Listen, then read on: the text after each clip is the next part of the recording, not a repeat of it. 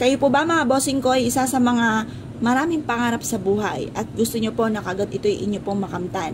Marami tayong pwedeng gawin bukod sa sipag at tiyaga, pananalig sa mahal na Panginoon. Kaya lang po minsan may mga pagkakataon na ang sipag-sipag naman po natin, lahat na ginawa po natin, parang naisip po ninyo na parang napapagod na kayo, parang hindi sulit yung pagod po ninyo, kaya dyan papasok ang mga pampaswerte. Masasabi ko lamang, ito po yung ating sile at ganoon din po yung ating pong piso, ay basta focus ka lamang. Alam niyo po ba, kahit yung anong bagay na pwede natin gamitin pampaswerte, basta kayo po ay lumakas lang yung kalooban ninyo at maging positibo lang kayo. Kasi yun lang ang pinaka-priority natin.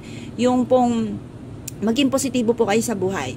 Kasi minsan kapag wala tayong mga ganito, parang bahala na si Batman, parang wala tayong, minsan pa naiisip natin na malas yung mga ganong mga bossing. Kaya mas mainam, meron tayong mga ganito, dahil once meron kang pampaswerte, nasa isipan nyo, suswertihin po kayo.